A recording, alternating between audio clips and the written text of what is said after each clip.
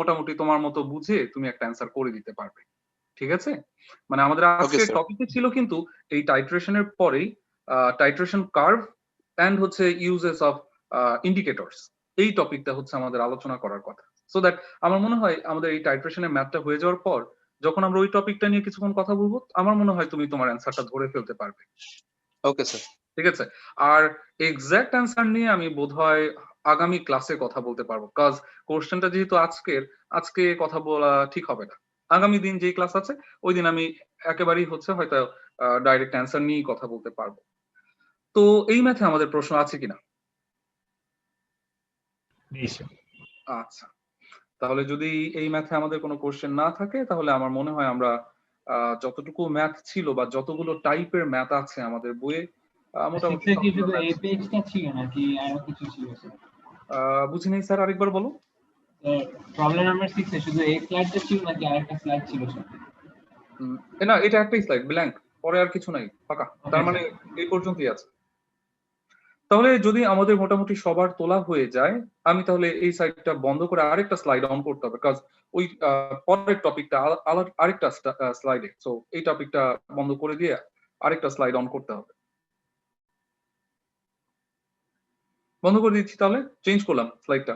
সবার আশা করি তোলা হয়ে গেছে, বা যারা পরে জয়েন করেছো স্যার, এটি আমাদের আজকে ফার্স্ট ম্যাথ, তুমি একটা স্ক্রিনশট দিয়ে নিতে পারো, দেন আমি চেঞ্জ করতে পারি। ওকে, ঠিক আছে, আশা করি নিচ্ছি যে সবার মোটামুটি তোলা হয়ে গেছে, তাহলে চেঞ্জ করলাম।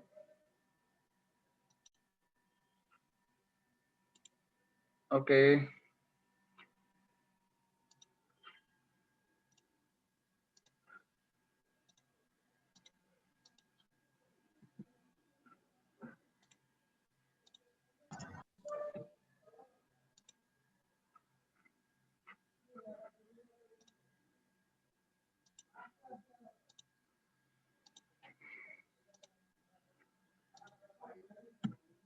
ওকে, সো আমাদের টপিকের নাম হচ্ছে টাইট্রেশন কার্ভ অ্যান্ড ইন্ডিকেটর। ঠিক আছে, titration curve and indicator. So আসো আমরা শুরু করি। স্যার, এখানে যেটা হয়েছে, আমি কিছু কিছু পার্ট এখনো পুরোটা ট্রান্সলেট করে পারিনি, আমি আজকে একটু কলেজে গিয়েছিলাম, তো কলেজ থেকে ফিরে আসতে আসতে একটু দেরি হয়ে গেছে, এই কারণে আমি কমপ্লিটলি তুলে দিতে পারি নাই। আমি এখানে লিখে দিচ্ছি মেকানিজম অফ ইন্ডিকেটর।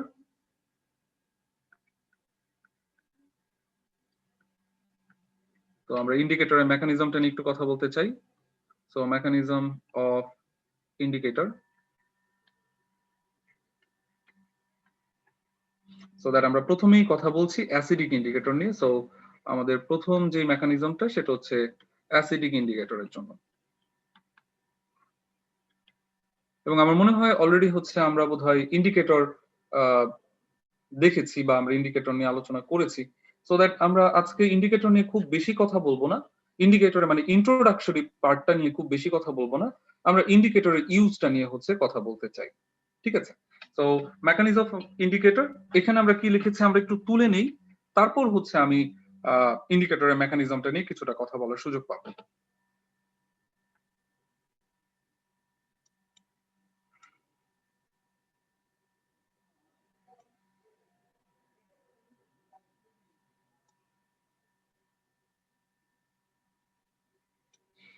ক্যাপ্টেন সাহেব, তুমি কি প্রথম ক্লাসে ছিলে, মানে এর আগের ক্লাসে? এর আগের ক্লাসে ছিলাম স্যার, ইয়েস। আচ্ছা স্যার, ওইখানে কি ওয়েটিং রুম বা এটা নিয়ে কোনো প্রবলেম হয়েছিল কি? ও না স্যার, আমি ভাবলাম আপনি যে আগের কেমিস্ট্রি ক্লাসের কথা বলছিলেন। স্যার আমাদের বেসিক্যালি একটা পুরো পিরিয়ড হয়নি। কোনটা? যে এটা সাবজেক্টটা স্যার আমাকে রুটিন একটু দেখতে হবে। কেমিস্ট্রি, মানে ফিজিক্স স্যার, ফিজিক্স। আজকের জাস্ট আগের ক্লাসটা? হ্যাঁ, আজকে জাস্ট জি, আগের স্যার। ক্লাসটা আমাদের একদম হয়নি। আমরা পুরো 10 মিনিট বসেছিলাম, ওয়েটিং রুমে আসি। আচ্ছা আচ্ছা, বুঝতে পেরেছি। দ্যাট মিন্স তোমরা ওয়েটিং এ ছিলে বাট ক্লাস হয়নি। ক্লাস হয়নি। মিটিং স্টার্টিং না, না, না, স্যার। ওয়েটিং রুমে ছিলাম না আমরা। Meeting We start were waiting for the host to start this meeting. আচ্ছা আচ্ছা আচ্ছা, দাঁড়াও দাঁড়াও, আমি বুঝিনি। আচ্ছা, আমরা যারা ম্যাথটা তুলছি তার একটু ম্যাথটা তুলতে থাকে, আমি একটুখানি ব্যাপারটা বুঝিনি, কাজ আমাকে কলেজ থেকে একটু আগে ফোন করেছিল আমি জাস্ট ক্লাসটা শুরু করার আগে। তো আমি ব্যাপারটা আসলে ততক্ষণে দেখলাম যে অলরেডি আমার টাইম আপ হয়ে গেছে, দ্যাট মিন্স 50 মিনিটস পার হয়ে গেছে। সো দ্যাট তখন আর আমি ব্যাপারটা ওইভাবে বুঝতে পারিনি। এই কারণে তার মানে যখন তোমরা হচ্ছে আইডি অ্যান্ড পাসওয়ার্ড দিয়েছো তখন লেখা ছিল যে meeting host will allow you or no you how to join, এইটাই কিছু একটা তখন dialogue। মিটিং স্টার্টিং এখানে হতে host- হোস্ট না। Start this sir meeting recurring meeting দেখাচ্ছিল স্যার। আচ্ছা আচ্ছা আচ্ছা, তার মানে হোস্ট মিটিং তখন অনই করেনি। Yes, sir. আচ্ছা, ইয়েস স্যার। আচ্ছা হোস্ট যদি লগ ইন করে দেন আসে হচ্ছে আপনার যে ওয়েটিং রুমে সবাই চলে যায় অটো, আচ্ছা আচ্ছা ওইটা ওই ওটু পর্যন্তই যায়নি, সবাই এখানে লেখা আসছিল দিস ইজ মানে রেকারিং মিটিং, এরপর হচ্ছে গ্রুপ 16 রুম এরকম লেখা ছিল আর কি, মানে Okay, তার- মিটিংটা স্টার্টই হয়নি। হ্যাঁ তার মানে হোস্ট মিটিংটা স্টার্ট করেনি। ও জি স্যার। ঠিক আছে, তাহলে না আমি তাহলে হচ্ছে ওই যে আমাকে কলেজ থেকে ফোন করেছিল তো, আর আমি একটু আগে দেখলাম সম্ভবত কেউ একজন লগ ইনও করেছিল কো হোস্ট হিসাবে। একদম তোমরা যখন এসেছো তখন আমি দেখেছিলাম যে কেউ একজন এসেছে, তখন বুঝলাম যে নিশ্চয়ই আগের ক্লাসে কিছু একটা হয়তো প্রবলেম ছিল। ওকে স্যার, আমি একটু কথা বলবো না পরে তাহলে কলেজে। Thank you sir. Welcome sir. তো যাই হোক, আমাদের এই আলোচনার মধ্যে এতক্ষণে নিশ্চয়ই আমাদের লেখা শেষ হয়ে গেছে, আর এটা দেখে নিশ্চয়ই তোমাদের একটু চেনা চেনা লাগছে, কারণ এটা হচ্ছে হেন্ডারসন হেসেলবাক ইকুয়েশন। সো আমরা ইন্ডিকেটরকে নিয়ে একটা হেন্ডারসন হেসেলবাক ইকুয়েশন ফর্ম করার চেষ্টা করেছি। আমরা কেন ইন্ডিকেটরকে নিয়ে হেন্ডারসন হেসেলবাক ইকুয়েশন ফর্ম করলাম এটার একটা ব্যাকগ্রাউন্ড আগে জানা উচিত। আমরা জানি যে আমাদের ইন্ডিকেটর হচ্ছে weak acid or weak base, তার মানে আমাদের ইন্ডিকেটর কমপ্লিটলি আয়োনাইজ হচ্ছে না, আমাদের ইন্ডিকেটর পার্শিয়ালি আয়োনাইজ হচ্ছে। তো আমি এখানে একটা অ্যাসিডিক ইন্ডিকেটর নিয়ে আছি এবং আমরা জানি যেহেতু এটা পার্শিয়ালি আয়োনাইজ হচ্ছে, সো দ্যাট এই অ্যাসিডিক ইন্ডিকেটরের একটা পার্ট আয়ন হয়ে যাবে, আদার পার্ট হচ্ছে আনআয়োনাইজড অবস্থায় থেকে যাবে। ফলে যদি আমি এরকম একটা উইক অ্যাসিডের জন্য পিএইচ ডিটারমাইন করতে চাই, তখন আমি কি করতে পারি, তখন হচ্ছে আমি চাইলেই এই হেন্ডারসন হেসেলবাক ইকুয়েশন ইউজ করে সেই ইন্ডিকেটরের একটা পিএইচ বের করে নিয়ে আসতে পারি। ঠিক আছে, আর আমরা চাইলে অসওয়াল্ড ইকুয়েশনও ইউজ করতে পারতাম। তুমি অসওয়াল্ড ইকুয়েশন ইউজ করতে পারো বা হেন্ডারসন হেসেলবাক ইকুয়েশন ইউজ করতে পারো। অসওয়ার্ড ইকুয়েশনটা কিরকম? আরেকবার বলো স্যার। অন্য ইকুয়েশনটা কিরকম? ওই যে অসওয়াল্ডের একটা ইকুয়েশন ছিল না, Oswald's equation of dilution, 4th চ্যাপ্টারে পড়েছিলাম। ও আচ্ছা, হ্যাঁ। ইকুয়েশন কি ছিল ওই যে কেমন ছিল, K a is equal alpha square c by 1 minus alpha into c, এরকম একটা ইকুয়েশন ছিল যে। তো যাই হোক, যে কোনো একটা প্রসেসে তুমি চাইলে পিএইচটা ডিটারমাইন করতে পারবে। দ্যাট মিন্স আমরা আসলে কি জানতে চেয়েছি, আমরা আমার ইন্ডিকেটরের, আমি যে ইন্ডিকেটরটা ইউজ করছি সেই ইন্ডিকেটরের নিজের পিএইচটা কত সেটা আমি জানতে চাই। ইন্ডিকেটরের পিএইচটা কেন জানতে চাই? ইন্ডিকেটরের পিএইচটা জানার কারণটা হচ্ছে, যদি তুমি এই ইন্ডিকেটরের যে নিজের পিএইচ আছে তার থেকে উপরের থাকো বা তার থেকে বেশি পিএইচে থাকো, তাহলে তোমার ইন্ডিকেটর একটা স্টেজে থাকবে। বাট তুমি যদি তার থেকে কম পিএইচে থাকো তাহলে তখন সে আরেকটা স্টেজে চলে যাবে। ঠিক আছে, দ্যাট মিনস ইন্ডিকেটরের পিএইচ এর সাথে ইন্ডিকেটরের যে সিচুয়েশন বা ইন্ডিকেটরের যে অবস্থা সেটার একটা চেঞ্জ আসবে। আবার বলছি, মনে করো তুমি যখন ইন্ডিকেটরটাকে নিয়েছো, ইন্ডিকেটরের পিএইচ সাপোজ ধরে নাও 5। ঠিক আছে, আমাদের ইন্ডিকেটর যেটা আমি নিয়ে কাজ করছি সেটা একটা অ্যাসিডিক ইন্ডিকেটর, কারণ পিএইচ 5। সো এই অ্যাসিডিক ইন্ডিকেটরটা যদি এই 5 পিএইচ এর বেশি পিএইচ এর কোন একটা সলিউশনে থাকে, দ্যাট মিনস ইন্ডিকেটরের জন্য সেটা একটা যদি বেসিক টাইপের একটা সলিউশন থাকে, তখন ইন্ডিকেটরটা খুব ইজিলি তখন কি করবে, আয়োনাইজ হবে, এবং আয়োনাইজ হয়ে সে তখন H প্লাস আয়ন ফর্ম করতে শুরু করবে। এন্ড দেন তখন তুমি এই ফর্মটাকে বেশি পাবে, এই ফর্মটাকে পাওয়ার চান্স কম, সো দ্যাট তখন তুমি C2 কালারটাকে পাওয়ার চান্সটা বেশি। কিন্তু যদি তোমার সলিউশনটা 5 বা তার নিচে থাকে, তাহলে দেখা যাবে কি তোমার সলিউশনের মধ্যে বেশ অনেক পরিমাণ H প্লাস আয়ন থাকবে, যেই অনেক পরিমাণ H প্লাস আয়নের কারণে দেখা যাবে এখানে একটা কমন আয়ন এফেক্ট তৈরি হবে। এন্ড দেন সেই কমন আয়ন এফেক্টের কারণে দেখা যাবে তোমার ইন্ডিকেটর আর তখন আয়োনাইজ হতে যাবে না। ইন্ডিকেটরটা যদি আয়োনাইজ হতে না চায় তাহলে ইন্ডিকেটর তার C1 ফর্মটাতে থেকে যাবে। এন্ড দেন তুমি দেখবে যে তোমার ইন্ডিকেটরটা হচ্ছে তখন ফুললি C1 ফর্মে থেকে সে C1 যে কালারটা আছে সেই কালারটা শো করতে থাকবে। বোঝা গেছে ব্যাপারটা? দ্যাট মিনস তুমি যদি ইন্ডিকেটরের নিজের পিএইচ এর বেশি পিএইচে থাকো তখন সে একটা ফর্মে থাকে, এবং যদি তুমি তার নিজের পিএইচ এর থেকে কম পিএইচে থাকো তাহলে সে আদার আরেকটা ফর্মে থাকে। দ্যাট মিনস হয় তার রিঅ্যাক্টেন্ট ফর্মে থাকবে অথবা তার প্রোডাক্ট ফর্মে থাকবে। এবং আমরা জানি যে আমাদের ইন্ডিকেটরের রিঅ্যাক্টেন্ট ফর্মের একটা কালার এন্ড প্রোডাক্ট ফর্মের আরেকটা আলাদা কালার থাকে, এন্ড দেন এই কালারের যে চেঞ্জ এইটা দেখে আমরা বুঝতে পারি যে আমাদের ইন্ডিকেটর রিয়াকশন করেছে নাকি ইন্ডিকেটর এখনো রিয়াকশনটা করেনি। ঠিক আছে স্যার? তাহলে ইন্ডিকেটরে কেন আমার পিএইচ জানা প্রয়োজন, কোনো কোশ্চেন আছে কিনা? স্যার কমন আয়ন এফেক্টটা কি একটু আরেকবার বলা যাবে? কমন আয়ন ইফেক্টের ব্যাপারটা কি, আমার ইন্ডিকেটর তো একটা উইক অ্যাসিড। ও স্যার এখানে এটা কি 2A করে দাও তো, স্যার এটা একটু 2A করে দাও কাইন্ডলি। তো আমার ইন্ডিকেটর তো একটা week base, sorry week acid, আমার Yes, sir. ইন্ডিকেটর সে একটা উইক অ্যাসিড, সো দ্যাট এটা আয়োনাইজ হয়ে কিছু পরিমাণ H+ আয়ন ফর্ম করার টেন্ডেন্সি শো করে। এখন যদি Yes, তোমার sir. সলিউশনে দেখা যায় একটা স্ট্রং অ্যাসিড থাকে এবং সেই স্ট্রং অ্যাসিড ফুললি আয়োনাইজ হয়ে সলিউশনে বেশ কিছু পরিমাণ H+ আয়ন ফর্ম করে থাকে, তাহলে দেখা যাবে এই H+ আয়ন ফর্মেশনের কারণে এটার আয়োনাইজেশনটা ডিক্রিজ করবে। এই যে তোমার Okay, sir. আয়োনাইজেশন ডিক্রিজ করছে সেটাকে আমরা বলছি কমন আয়ন এফেক্ট। Oh, ঠিক আছে? এখন যদি Yes, তোমার H+ আয়ন সে ফর্ম করতে না চায়, তখন সে কোন ফর্মে থেকে যাবে? তার রিঅ্যাক্ট্যান্ট ফর্মটাতে বেশি থেকে যাবে, yes, sir. তখন তুমি একটা কালার পাবা। অর তোমার সলিউশনে যদি বেস আয়ন চলে আসে, সেই বেস আয়নকে নিউট্রাল করার জন্য সে কি করবে? H+ ফর্ম করতে শুরু করবে বেশি H+ দিবে। এন্ড দেন তখন দেখা যাবে কি তার রিঅ্যাক্ট্যান্ট ফর্ম পুরোটাই প্রোডাক্ট ফর্মে চলে আসবে, এবং যখনই পুরোপুরি প্রোডাক্ট ফর্মে চলে আসবো আমি তখন রিঅ্যাক্ট্যান্টের আর কালার দেখতে পাবো না, তখন আমি প্রোডাক্টের কালারটাই শুধু দেখতে পাবো। কালার চেঞ্জের একটা ফ্যাক্ট এখানে কাজ করবে। ঠিক আছে? Thank you sir. Yes, sir. Thank you, sir. Sir একদম লাস্ট লাইনে sir IN by HIN is equal to 0.1210 কেন হলো স্যার, মানে এই পার্টটা আচ্ছা, বুঝতে পারিনি। এখানে যে ব্যাপারটা আসলে আমরা বলি, আহ, তোমরা একটা তোমরা ওই যে সেন্টার 1 এক্সাম দিয়েছো, ওইখানে বাফার নিয়ে একটা কোশ্চেন ছিল না 1 মার্কের? 1 মার্কের কোশ্চেনটা কি ছিল, দাঁড়াও, কোশ্চেন ছিল যে buffer range, what is buffer range বা হোয়াট ইজ বাফার স্ট্রেংথ, এই টাইপের কোন একটা কোশ্চেন ছিল কি 1 মার্কসের? জি স্যার। ছিল। এই জিনিসটা আসলে কি? এই জিনিসটা হচ্ছে আমাদের এই যে এটাকে আমরা বলি কি কনজুগেট বেস, এন্ড দেন এটা হচ্ছে অ্যাসিড। তাহলে এটা হচ্ছে কনজুগেট বেস এন্ড অ্যাসিডের একটা রেশিও। তোমার কনজুগেট বেস আর অ্যাসিডের রেশিও যদি 0.1 থেকে 10 এর মধ্যে থাকে, তাহলে ওই বাফার সলিউশনটা অ্যাক্টিভ থাকতে পারে। যদি দেখা যায় যে তোমার এই কনজুগেট বেস আর অ্যাসিডের যে রেশিও এটা 0.1 এর চেয়ে কম আর 10 এর থেকে যদি বেশি হয়ে যায়, তখন সেই সলিউশন আর বাফার হিসাবে কাজ করে না। ঠিক আছে? Thank you sir. ওকে, তাহলে এখানে যেই ব্যাপারটা হবে, যদি তোমার সলিউশনটা বাফার হিসাবে কাজ করে তখন সে কি করে? একই সাথে রিঅ্যাক্ট্যান্ট এন্ড প্রোডাক্ট হিসাবে থাকে, তাই না? যখন সে বাফার হিসাবে থাকে তখন একই সাথে তার রিঅ্যাক্ট্যান্ট এবং প্রোডাক্ট হিসেবে থাকে। যদি একই সাথে রিঅ্যাক্ট্যান্ট এন্ড প্রোডাক্ট হিসাবে থাকে, তুমি একই সাথে তোমার সলিউশনে দুইটা কালার দেখতে পাবে না, তাই না? কারণ তোমার রিঅ্যাক্ট্যান্টের কালার হচ্ছে Yes, sir. C1 আর তোমার প্রোডাক্টের কালার হচ্ছে C2। যদি তোমার সলিউশনে একই সাথে রিঅ্যাক্ট্যান্ট এন্ড প্রোডাক্ট থাকে, তাহলে কি হবে? সে একই সাথে দুইটা কালার দেখাবে। যেমন আমি জানি না তোমরা কি টাইট্রেশন করতে পেরেছিলে কলেজে, ওই যে হাইড্রোক্লোরিক অ্যাসিড এন্ড সোডিয়াম কার্বনেটের? I don't recall doing an experiment like that, so no. না স্যার এখনো তো না স্যার করা হয়নি। আচ্ছা, আচ্ছা।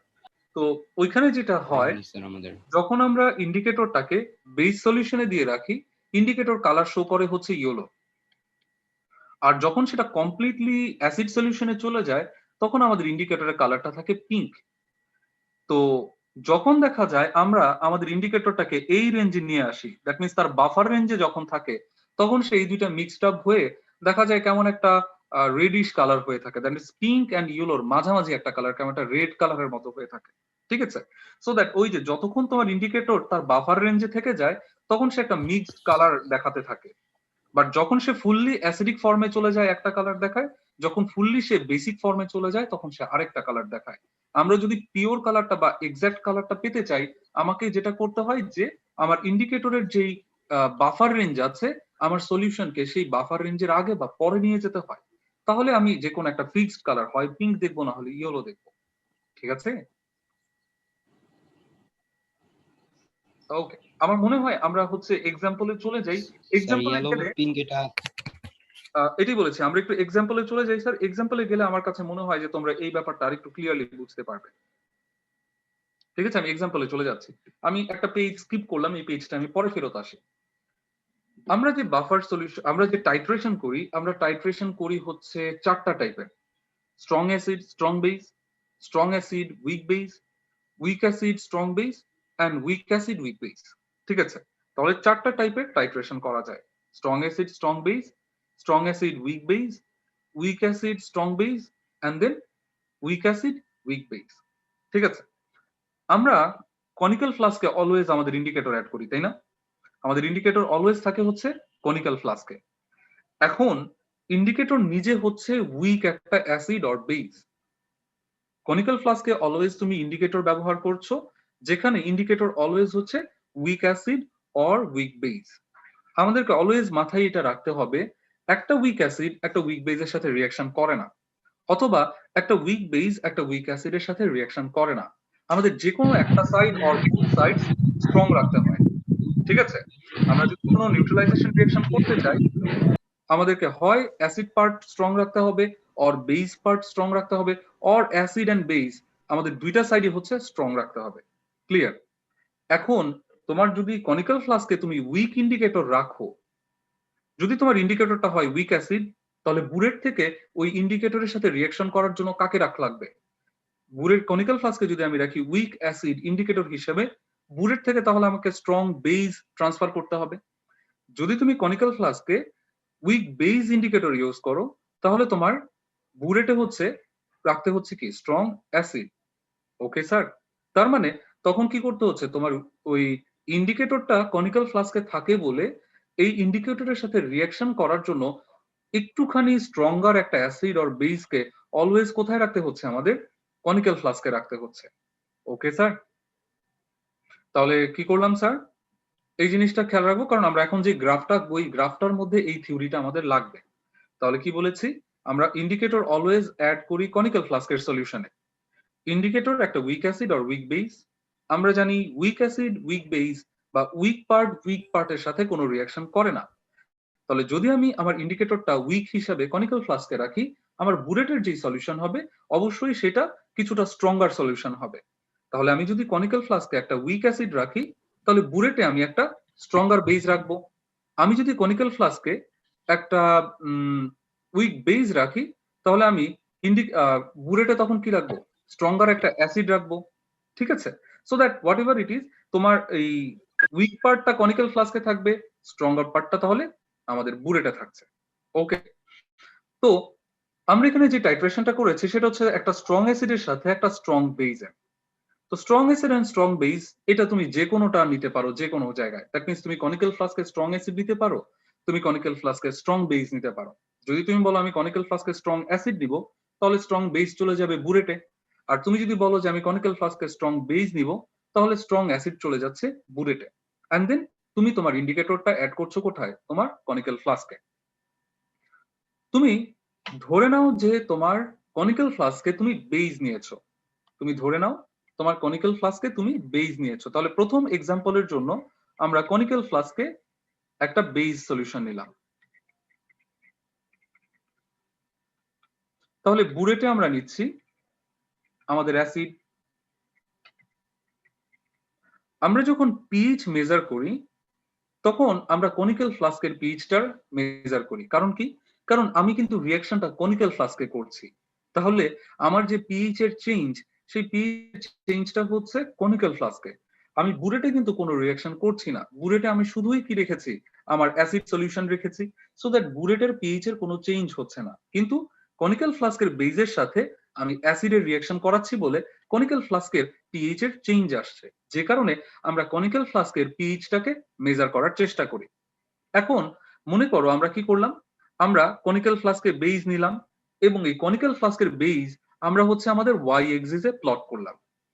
এক্স এক্সিসে প্লট করলাম ড্রপস অফ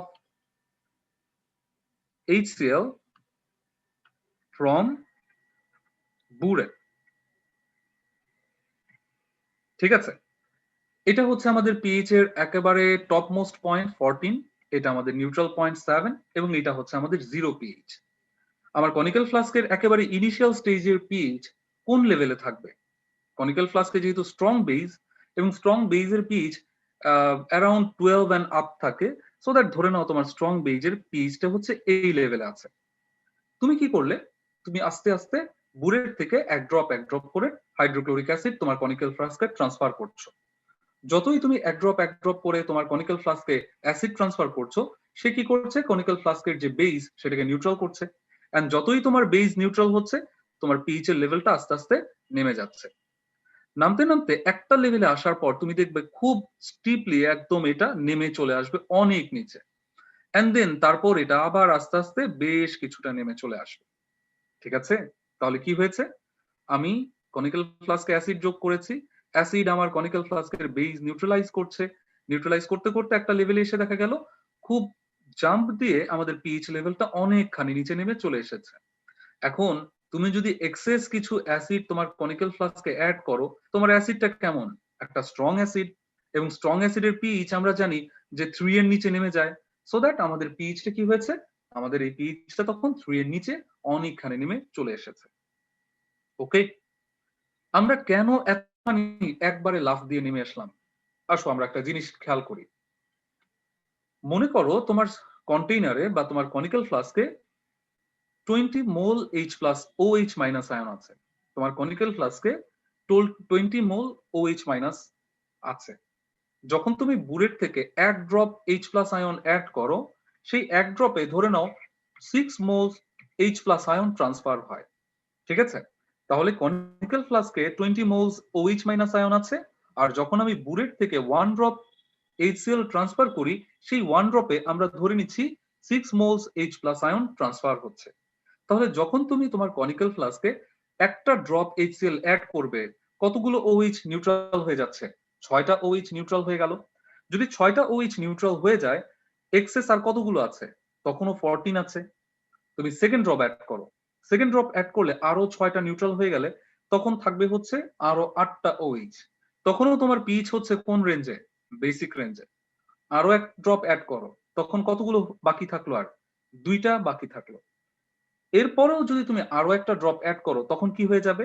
তোমার এই 2টা নিউট্রাল হবে। নিউট্রাল হয়ে তখন তোমার H প্লাস আয়ন এক্সেস হয়ে যাবে কয়টা? তোমার H প্লাস আয়ন এক্সেস হয়ে যাচ্ছে তখন 4টা। তার মানে কি হলো, দেখো আমি এক লাফে অ্যাসিড থেকে অনেকখানি বেস থেকে অ্যাসিডে ট্রান্সফর্ম হয়ে গেলাম না? এই এক লাফে অনেকখানি অ্যাসিড থেকে বেস থেকে অ্যাসিডে ট্রান্সফার হওয়ার কারণেই আমাদের এই জায়গাটা এতটা কি হয়ে গেছে, এতটা হচ্ছে টানা নেমে এসেছে অনেকখানি। ওকে দেন, বোঝা গেল স্যার কেন আমরা এতখানি লাফ দিয়ে নেমে চলে এসেছি? Yes, sir.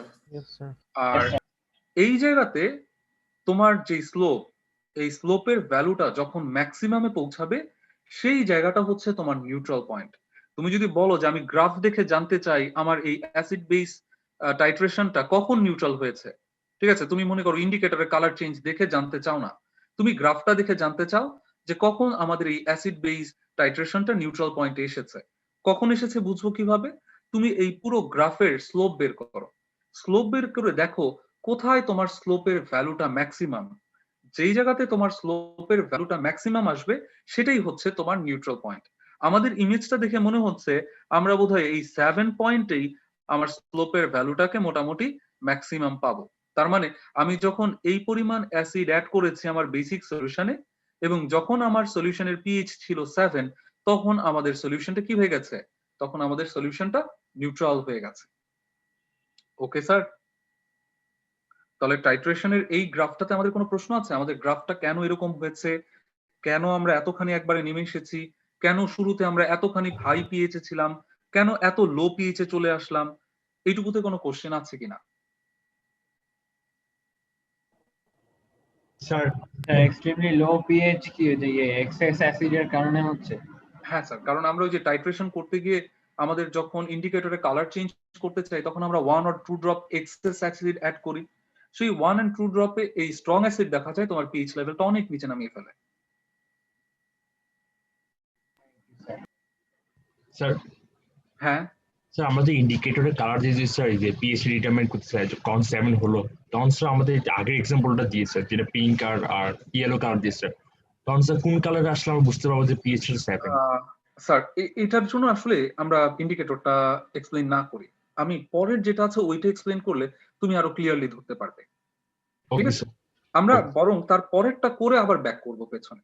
ঠিক আছে, তাহলে আসো আমরা নেক্সট স্টেপটাই চলে যাই, যদি কোশ্চেন না থাকে। ওকে, তাহলে আসো আসিফ, কোশ্চেন আছে? আচ্ছা, আসো শুরু করি। এখন প্রথম কথা হচ্ছে, আমি যে টাইট্রেশন করেছি সেটা স্ট্রং অ্যাসিড অ্যান্ড উইক বেজের। আমি যে টাইট্রেশন করছি সেটা স্ট্রং অ্যাসিড অ্যান্ড উইক বেজের, ঠিক আছে? তো strong acid and weak base neutral হয়েছে একজন আরেকজনের সাথে রিয়াকশন করে, নিউট্রাল হয়ে সল্ট ফর্ম করলো অ্যান্ড ওয়াটার ফর্ম করলো। আমি যে সল্ট ফর্ম করলাম, এই সল্টটা আবার কি করলো, দেখা গেল সে আবার ওয়াটারের সাথে রিয়াকশন করলো। ওয়াটারের সাথে রিয়াকশন করে সে কি করলো, সে আবার বেস ফর্ম করলো অ্যান্ড দেন সলিউশনে কিছু H+ আয়নকে এক্সেস রেখে দিল, ঠিক আছে?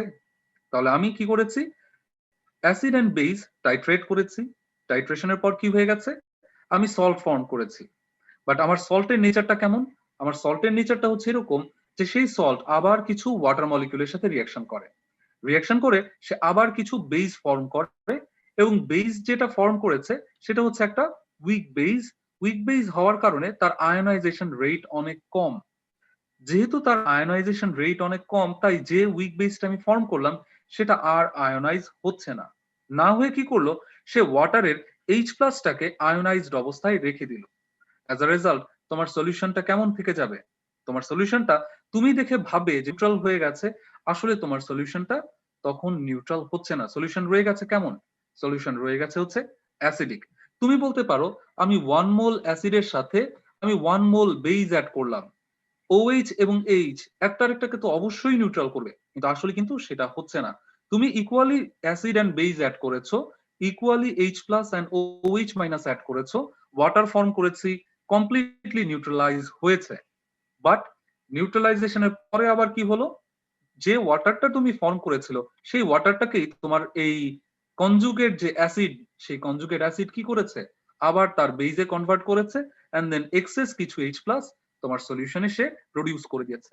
তাহলে যেহেতু তোমার সলিউশনে কিছু এক্সেস H+ থেকে যাচ্ছে, তার মানে তোমার সলিউশনটা কেমন, তোমার সলিউশনটা এখন কিছুটা অ্যাসিডিক অবস্থায় থেকে যাচ্ছে, ঠিক আছে না স্যার? তাহলে তুমি যেটা বাইরে থেকে দেখে ভাববে, বা তুমি যেটাকে ম্যাথমেটিক্যালি দেখে ভাববে যে আমি তো 1 মোল অ্যাসিডের সাথে 1 মোল বেস যদি অ্যাড করি, তাহলে তো আমার পিএইচ আসা উচিত কত, 7, তাই না? কিন্তু তুমি যদি এরকম একটা সলিউশনের নিউট্রালাইজেশনের পরে পিএইচ মিটার ডুবিয়ে দাও, পিএইচ মিটার হচ্ছে ওই যে একটা ইলেকট্রিক্যাল ডিভাইস যেটা দিয়ে পিএইচ মেজার করা যায়, ঠিক আছে? একটা ইলেকট্রনিক ডিভাইস যেটা দিয়ে আমরা চাইলে পিএইচ মেজার করতে পারি। সেই পিএইচ মিটারটা ডুবিয়ে দিলে দেখবা যে তোমার এখানে পিএইচ হয়তো 5.5 এ এসে বসে আছে। তখন তুমি কিছুটা কনফিউজ হয়ে যাচ্ছ, কি ব্যাপার, আমি না 1 মোল অ্যাসিডের সাথে 1 মোল বেস অ্যাড করেছি, থিওরি বলছে 1 mole acid and 1 mole base একজন আরেকজনকে কমপ্লিটলি নিউট্রালাইজ করার কথা, তাহলে সলিউশন কেন আমার পিএইচ 7 হচ্ছে না, কেন সলিউশনের পিএইচ কিছুটা ডিক্রিজ করলো? ডিক্রিজ করার কারণ হচ্ছে এই সেকেন্ড স্টেপ রিঅ্যাকশনটা। আমি কি বোঝাতে পারলাম স্যার? যদি কারো কোশ্চেন থাকে স্যার কোশ্চেন করা যাবে। স্যার এটা কি তাহলে নিউট্রালাইজেশন পয়েন্ট 5.5 হবে? এইখানে হচ্ছে ফ্যাক্ট। তার মানে আমরা যখন equal acid and equal base add করব, আমরা ভাববো নিউট্রালাইজেশন পয়েন্ট 7 এ, কিন্তু প্র্যাকটিক্যালি নিউট্রালাইজেশন পয়েন্ট 7 এ না, নিউট্রালাইজেশন পয়েন্ট তাহলে 7 এর থেকে কিছুটা নিচে নেমে চলে আসছে, ঠিক আছে না?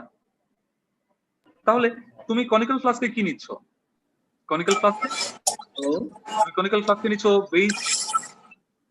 স্যার সেকেন্ড স্টেপে যাওয়ার কারণটা কি, লাইক ফার্স্ট স্টেপে কেন রিঅ্যাকশনটা থামলো না, এটা কেন আবার? তোমার এই যে তুমি যে আয়নটা ফর্ম করেছো না, আচ্ছা অন্য কথায় আসি, আবার সেই 4th চ্যাপ্টারে চলে যাই স্যার। 4th চ্যাপ্টারে যদি আমরা চলে যাই, অ্যামোনিয়াম হাইড্রোক্সাইড স্ট্রং অ্যাসিড না strong base, sorry strong base না weak base? Weak base. Okay, তাহলে উইক বেস থেকে তুমি যেই পার্টটাকে ফর্ম করছো সেটা হচ্ছে কনজুগেট বেস, তাই কনজুগেট অ্যাসিড, তাই না? উইক বেস এর কনজুগেট অ্যাসিড কেমন? স্ট্রং আচ্ছা, এটা স্ট্রং, স্ট্রং মানে কি? সব ডিসোসিয়েট হয়ে যাবে কম্পারেটিভলি স্ট্রং। Dissociate হয়ে যাবে। Completely. আচ্ছা, ধরে নাও ডিসোসিয়েট হয়ে গেল, তুমি যেভাবে বলো, তুমি যদি বলো যে এটা স্ট্রং অ্যাসিড, তার মানে আমি তাকে ডিসোসিয়েট করে ফেলবো, তার মানে হচ্ছে তুমি বলতে যাচ্ছ যে অ্যামোনিয়াম প্লাস কি হয়ে যাবে, অ্যামোনিয়াম প্লাস হচ্ছে খুব ইজিলি হচ্ছে না না, এটা ডিসোসিয়েট হবে না স্যার, এটা তো এটা কি করবে, এটা রিঅ্যাক্ট করে ফেলবে, সরি। এটা খুব ফাস্ট হচ্ছে আবার OH এর সাথে অ্যাড হয়ে সে তার বেস ফর্মে চলে আসবে। আবার বলছি স্যার, যদি তুমি বলো তোমার অ্যামোনিয়াম হাইড্রোক্সাইড উইক বেস, কেন উইক বেস? তার আয়নাইজেশন রেট কম, তার মানে তার ফরওয়ার্ড রিঅ্যাকশনের টেন্ডেন্সি কম। তার ফরওয়ার্ড রিঅ্যাকশনের টেন্ডেন্সি কম, তার মানে তার ব্যাকওয়ার্ড রিঅ্যাকশনের টেন্ডেন্সি বেশি, ঠিক আছে না? যদি আমরা বলি স্ট্রং অ্যাসিড বা স্ট্রং বেস, তখন আমরা কি লিখি? তার ফরওয়ার্ড রিঅ্যাকশন আর আয়নাইজেশন রিঅ্যাকশনের রেটটা অনেক বেশি। বাট আমরা যদি বলি উইক অ্যাসিড মানেই হচ্ছে তার ফরওয়ার্ড রিঅ্যাকশনের রেটটা কম, তার আয়নাইজেশনের রেটটা কম, বাট তার মানে হচ্ছে তার ব্যাকওয়ার্ড রিঅ্যাকশনের রেট হচ্ছে বেশি। তাহলে যদি আমরা বলি অ্যামোনিয়াম হাইড্রোক্সাইড উইক বেস, তার মানে তার forward reaction but ionisation reaction এটার রেট কম, তার মানে হচ্ছে তার ব্যাকওয়ার্ড রিঅ্যাকশনের রেট বেশি। তার মানে কি অ্যামোনিয়াম আয়ন খুব ইজিলি হাইড্রোক্সাইডের সাথে অ্যাটাচ হয়ে যায়, অ্যাটাচ হয়ে অ্যামোনিয়াম হাইড্রোক্সাইড ফর্ম করতে চায় এবং সেইটার পরে আয়োনাইজ হতে চায় না, ঠিক আছে না ব্যাপারটা? যদি strong acid and strong weak base, weak acid strong বেসের কনসেপ্ট নিয়ে কথা বলি, এটাই হওয়ার কথা। ইয়েস স্যার, বুঝছি, থ্যাংক ইউ। তাহলে এখন যদি এরকম হয় যে তোমার অ্যামোনিয়াম আয়নের টেন্ডেন্সি হচ্ছে সে বারবার হাইড্রোক্সাইডের সাথে অ্যাটাচ হয়ে যাবে, তখন সে কি করে? ওয়াটারটাকে ডিসোসিয়েট করে ওয়াটারের যে OH পার্ট আছে তার সাথে সে খুব ফ্রিকুয়েন্টলি অ্যাড হয়ে অ্যামোনিয়াম হাইড্রোক্সাইড ফর্ম করে, আর ওয়াটারের যে H+ আয়ন সেটা আয়োনাইজড অবস্থায় আমাদের সলিউশনে থেকে যায়, আর এই H+ আয়ন সলিউশনে থেকে যায় বলে আমাদের pH এর লেভেল কমে যায়। ওকে, তাহলে আমরা যখন দেখি যে আমরা একটা এরকম গ্রাফ প্লট করছি যেখানে 14, 7 and 0 আমার এখানে আছে, আমি বেস অ্যাড করলাম, আমার বেস একটা উইক বেস, তাই উইক বেসের pH লেভেলটা খুব বেশি হাই না, এটা মোটামুটি একটা লেভেলে হাই, ঠিক আছে? মনে করো এটা 9 or 10 এরকম একটা লেভেলে আছে। তুমি স্ট্রং অ্যাসিড বুরেট থেকে অ্যাড করছো, তাহলে এখানে আমরা লিখতে পারছি drops of HCl from burette। তুমি যতই তোমার অ্যাসিড অ্যাড করছো দেখা যাবে এটার pH খুব দ্রুত নেমে যাবে, এবং নেমে যাওয়ার পর তুমি একটা লেভেলে গিয়ে দেখবে যে তোমার সলিউশন হাইলি অ্যাসিডিক হয়ে গেছে।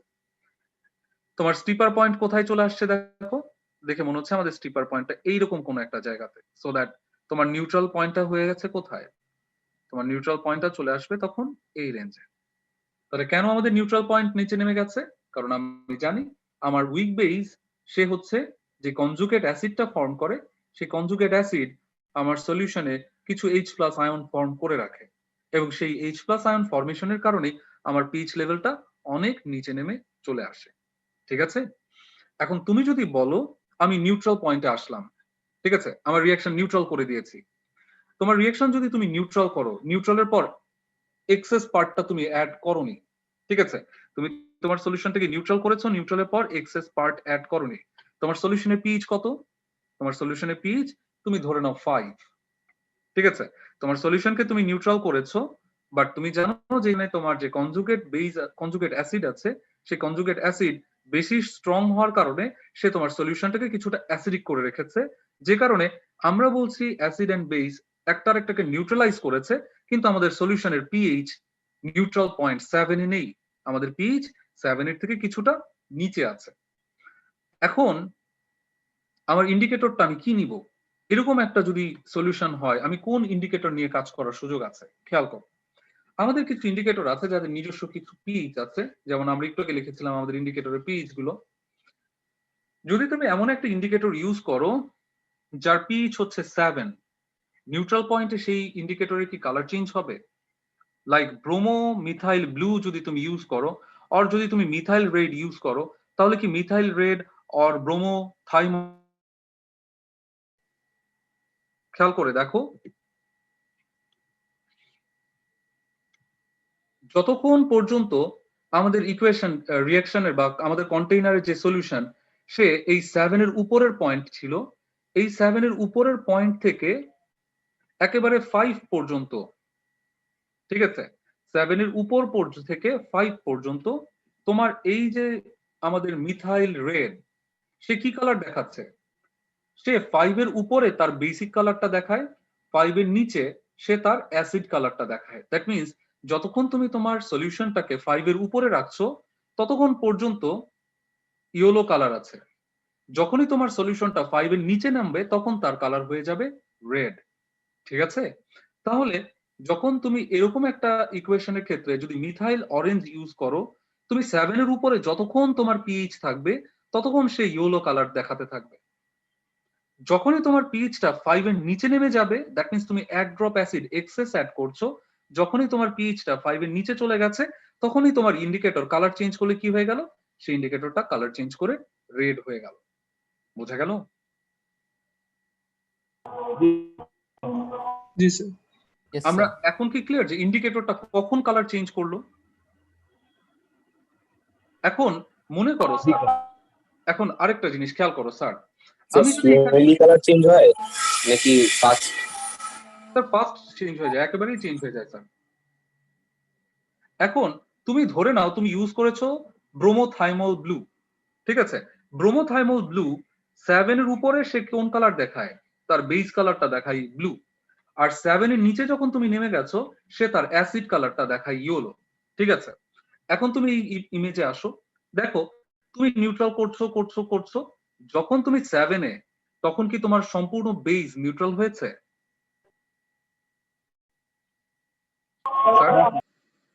যখন তুমি 7 এ, তখন কিন্তু তোমার সব বেস কিন্তু নিউট্রাল হয় নাই, কারণ তোমার নিউট্রাল পয়েন্ট কোথায়?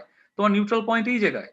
তাহলে যখন তুমি 7 এ, তখন কিন্তু তোমার সব বেস নিউট্রাল হয় নাই। কিন্তু তুমি যদি ব্রোমোথাইমল ব্লু ইন্ডিকেটরটা ইউজ করো, সে 7 এর উপর পর্যন্ত একটা কালার দেখায়, যখনই 7 এর নিচে নেমে গেছে তোমার পিএইচ, তখনই সে কিন্তু কালার চেঞ্জ করে। তাহলে ব্রোমোথাইমল ব্লু যদি তুমি এখানে ইন্ডিকেটর হিসেবে ইউজ করো, যখনই তোমার সলিউশন 7 এর নিচের পিএইচ এ নেমে যাবে তখন সে কালার চেঞ্জ করে ফেলবে, বাট তোমার সলিউশন কিন্তু নিউট্রাল হয় নাই। ক্লিয়ার ব্যাপার? সরি ফর ইন্টারাপ্টিং, আমি অ্যাবসেন্ট লিস্টে স্যার দিয়ে দিয়েছি চ্যাট স্যার বক্সে। স্যার আমি দেখেছি sir, thank you sir, thank you sir. Sir একটা কোয়েশ্চেন ছিল স্যার। হ্যাঁ বলো। স্যার এই যে 5 or 7.1 যেটা দেখলাম, সেটা কি স্যার মানে নিউট্রাল পয়েন্টকে ইন্ডিকেট করছে? না না স্যার, এটা হচ্ছে তোমার ইন্ডিকেটরের পিএইচ। দ্যাট মিন্স এই যে তোমার ইন্ডিকেটরের পিএইচ এই রেঞ্জের উপরে থাকলে সে তার বেস কালারটা দেখাবে, এই পিএইচ এর নিচে থাকলে সে তার অ্যাসিড কালারটা শো করবে। ঠিক আছে? দ্যাট মিন্স এই পিএইচ এর উপরে জি, স্যার। থাকলে সে তার বেসিক ফর্মে থাকবে, এই পিএইচ এর নিচে থাকলে সে তার অ্যাসিডিক ফর্মে থাকবে। ওকে স্যার তাহলে পিএইচ রেঞ্জটা দিয়ে কি ইন্ডিকেট করছে? স্যার পিএইচ রেঞ্জটা হচ্ছে ওই যে সে যদি কখনো কোনো বাফার তৈরি করে ফেলে তাহলে তুমি হয়তো একটা মিক্সড রেঞ্জ পাবা। ঠিক আছে? যদি সে বাফার করার সুযোগ পায় তাহলে সে কি করবে, সে এই রেঞ্জে তার কালারটা চেঞ্জ হবে। দ্যাট মিন্স 2.8 থেকে তুমি দেখবে তার ইয়েলো কালারটা আস্তে আস্তে ডিক্রিজ করবে, আস্তে আস্তে ইয়েলো থেকে রেড হতে হতে 1.2 তে সে কমপ্লিটলি রেড হয়ে যাবে। ঠিক আছে? যদি এটার কথা বলি 4.6 এ তার অরেঞ্জ কালারটা আস্তে আস্তে ডিক্রিজ করতে থাকবে, সে যখন এই রেঞ্জের মধ্যে থাকবে তখন অরেঞ্জ এন্ড পিঙ্কের কাছাকাছি একটা কালার থাকবে, যখন 2.9 এবং 2.9 এর নিচে নেমে যাব আমার ইন্ডিকেটরের কালার কমপ্লিটলি পিঙ্ক হয়ে যাবে। ঠিক ও আছে? আচ্ছা, জি তো স্যার, আমরা বুঝতে পেরেছি। অতটা কমপ্লিকেটেড রেঞ্জে যাচ্ছি না, আমরা অতটা কমপ্লিকেটেড না করে আমরা শুধু পিএইচ রেঞ্জের দিকে মনোযোগ দিচ্ছি, যে এখানে একটা ফিক্সড পয়েন্টের দিকে আমরা কনসেন্ট্রেট করছি, সো দ্যাট আমাদের ইন্ডিকেটরের যেই কাজটা করতে হয়, ইন্ডিকেটরটাকে নিতে হয় তোমার নিউট্রাল পয়েন্টের পরের কোন একটা পয়েন্ট। ঠিক আছে? কাজ তোমার নিউট্রাল পয়েন্টে তোমার অ্যাসিড তোমার বেস একজন আরেকজনকে নিউট্রালাইজ করে ফেলে।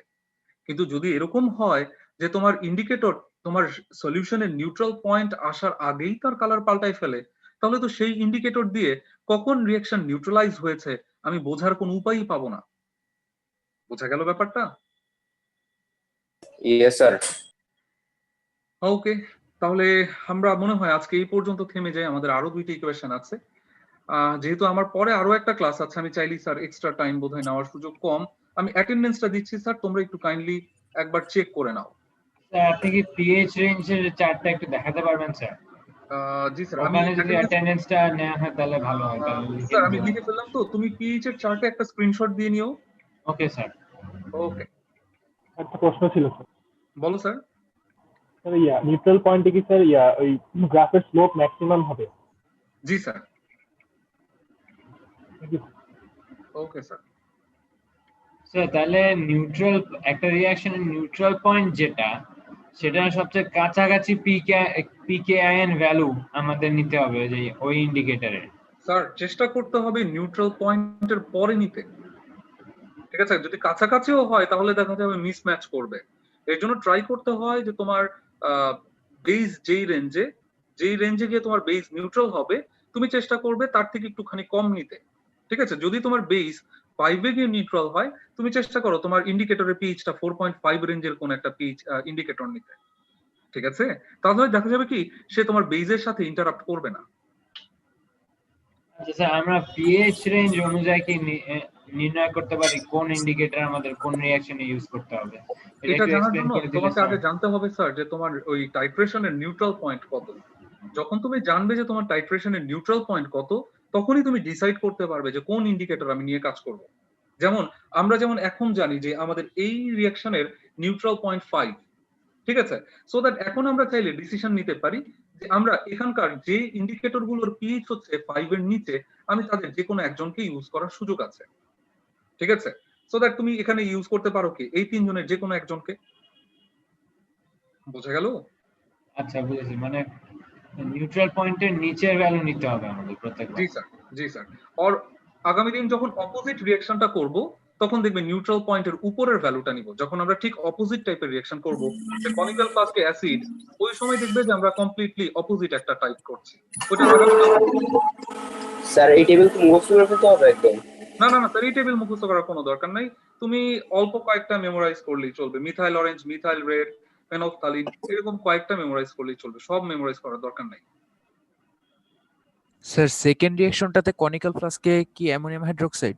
জি স্যার, বেস মানে উইকার পার্ট হচ্ছে কনিক্যাল ফ্লাস্কে, স্ট্রঙ্গার পার্ট বুরেটে। স্যার আমরা ইন্ডিকেটরের চেঞ্জটা দেখে তো এক্সাক্ট পয়েন্টটা বের করতে পারবো না, তাই না স্যার? নিউট্রাল পয়েন্ট না স্যার, ইন্ডিকেটর দেখে এক্সাক্ট পয়েন্ট পাওয়া যাবে না। এক্সাক্ট পয়েন্ট পেতে হলে তোমার এই গ্রাফটাকে প্লট করতে হবে। তার মানে স্যার ইন্ডিকেটর চেঞ্জটা কি জাস্ট নিউট্রালাইজেশন হয়েছে এটা বোঝানোর জন্য ব্যবহার করা জি হয়? স্যার, জি sir. Thank you sir. Okay sir, আমি তাহলে লিভ নিই আজকে, কারণ তোমার পরের স্যার দেখবা চলে আসছে, ঠিক আছে? আমি লিভ নিই। আগামী দিন তাহলে এরপর থেকে স্টার্ট করি, ঠিক আছে?